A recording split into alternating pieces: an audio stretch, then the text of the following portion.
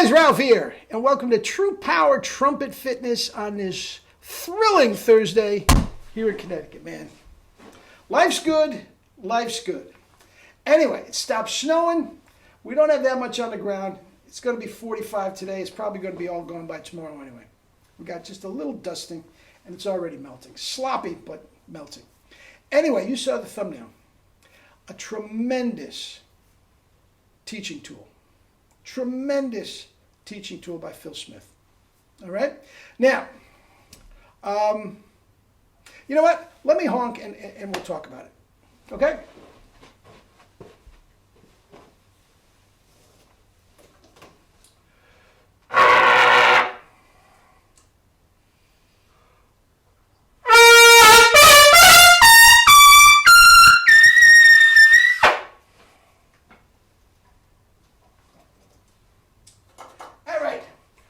Played the pick in so long, I don't know why. There's really no rhyme or reason as to why what I practice.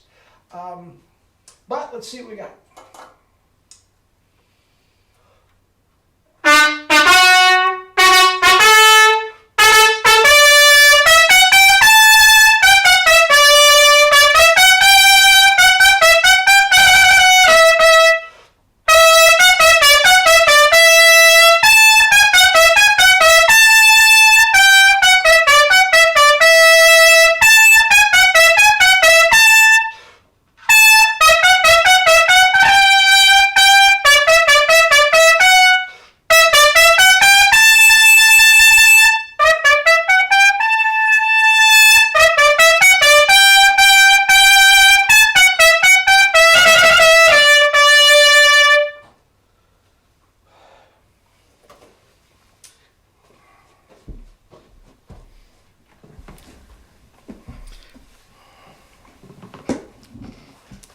So, we don't need a stinking Arbin, some double C's and a little Messiah. What do you think?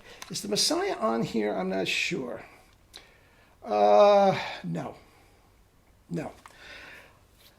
But he's got the whole thing. Now, this is online, and you can get snippets of it and everything, but I strongly suggest you get it. Okay?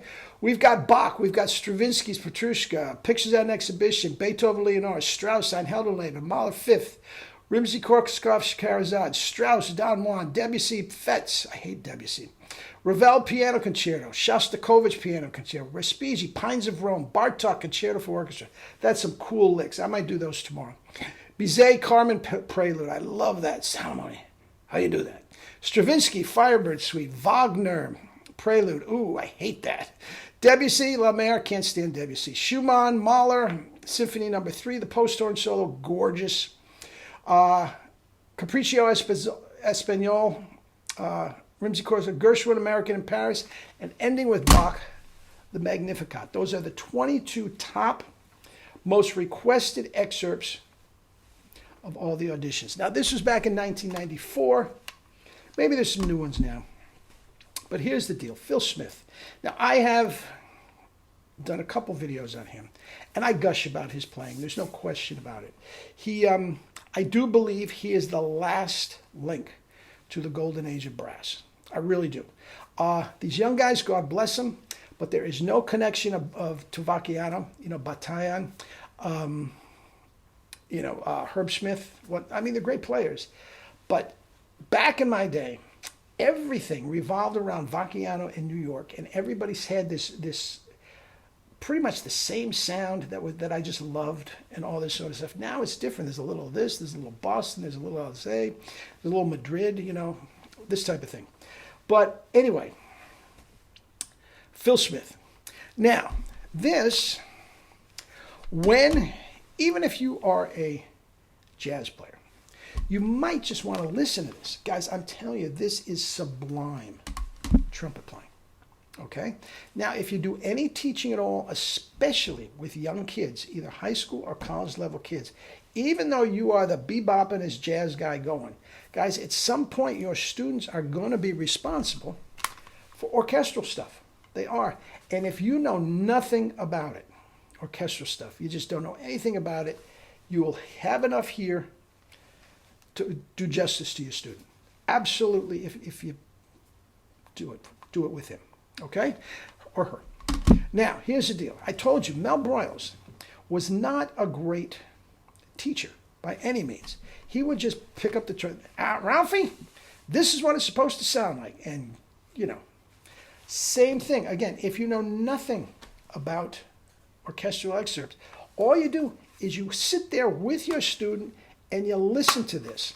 He does little synopsis of what it's supposed to sound like. Now, in the third measure, make sure that accent comes out and you don't want to crescendo too much in the sixth measure. If you're too loud in the sixth measure, you see that crescendo, nobody's going to hear it. I mean, it's wonderful. It's wonderful. It really is a great, great teaching tool. And as you know, I'm a teacher. With that said, there's two things that I love about it. Absolutely love about it. Three things.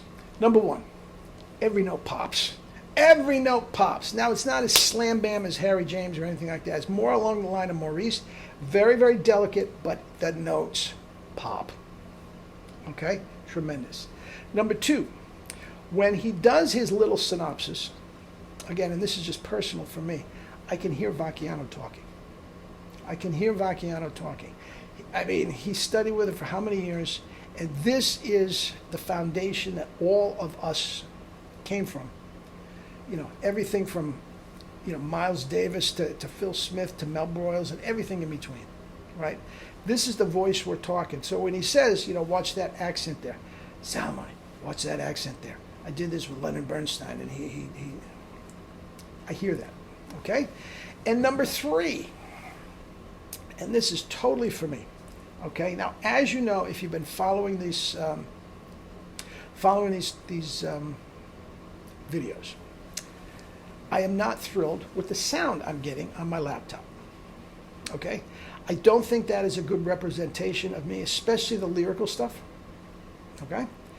But I choose to do it, warts and all. I've used that term without getting more, technology to come in and put a little reverb in, because what I hear today on the internet is so the opposite. It is so fake. It is so fake. Now, you listen to it, and guys, you have no idea after listening to these things what sort of a player this sounds like. He could be great. He sounds great. He may be terrible and just be doctored up. And I have an issue with that. And I use the term warts and all.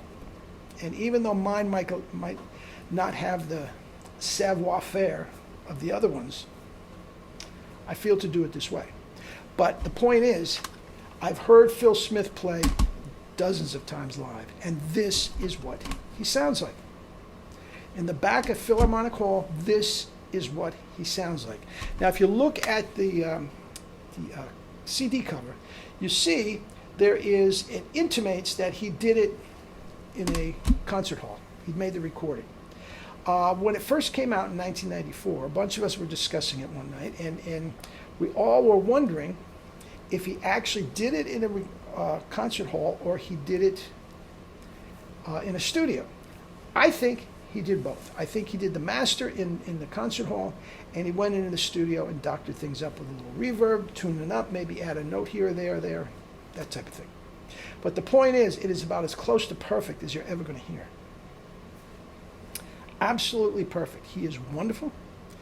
The whole dystonia thing, we talked about this the other day, which is too bad. Too bad. But that's it. I strongly suggest if it's not in your library, you get it. You can get it online, snips here, snips there. I'm going to leave a clip down below of one of his things, and you get the idea of how he explains it and all this sort of stuff. Gives you a little historical background for each one and everything. So anyway, that's that. Enjoy, and I think the guy's tremendous, and I think this specific orchestral excerpts for trumpet is worth the price no matter where you get it. All right? All right. Talk again tomorrow, guys. Love you all.